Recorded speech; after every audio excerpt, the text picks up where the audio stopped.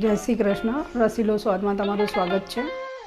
વરસાદની સિઝન હોય અને ગુજરાતીઓના ઘરમાં ગોટા ના બને એવું તો શક્ય જ નથી.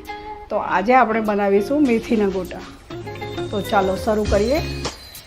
1 વાટકી ચણાનો કકરો લોટ લીધો છે. તમારી પાસે જો ચણાનો કકરો લોટ ના હોય તો તમે તૈયાર મળતું આવું સોજીનું પણ 1 બાઉલ લઈ શકો છો. 1 બાઉલ કકરો ચણાનો લોટ લીધો છે અને આ જ બાઉલના માપથી 3 બાઉલ ચણાનો લીસો લોટ લીધો છે. જે બેસન મળે છે પેકેટમાં એ જ લીધું છે.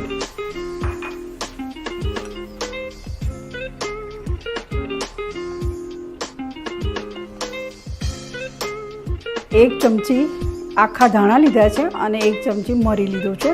આ બંનેને મિક્સરમાં અધકચરા ક્રશ કરી લીધા છે. આવી રીતે ક્રશ કરીને લેવાના છે આખા મરી અને આખા ધાણા. આદુ મરચાંની પેસ્ટ છે 2 ચમચી લેવાની છે. 2 ચમચી ખાંડ લીધી છે.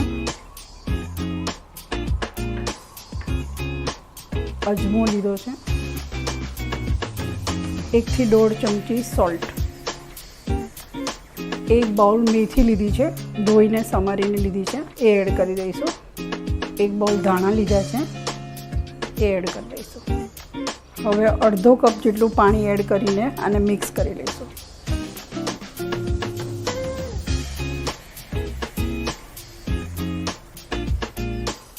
આપણું ગોટાનું ખીરું મિક્સ થઈ ગયું છે.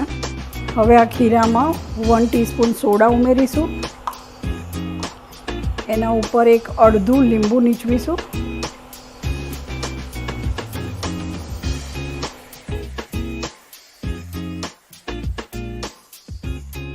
બે ચમચી ગરમ તેલ લઈશું અને આપણે ખીરામાં રેડી દઈશું. હવે આને પ્રોપર મિક્સ કરી લઈશું.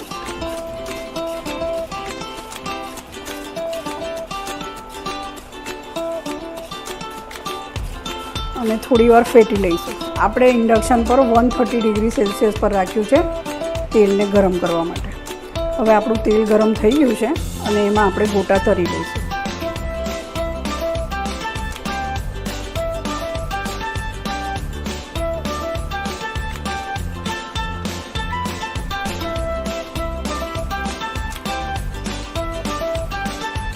આપણા ગોટા સાઈઝમાં ફૂલીને ડબલ થઈ ગયા છે. હજી આપણે એને થોડી વાર તળાવવા દઈશું અને થોડો કલર ચેન્જ થાય એટલે આપણે એને ઉતારી લઈશું. હવે આપણા ગોટા તૈયાર થઈ ગયા છે.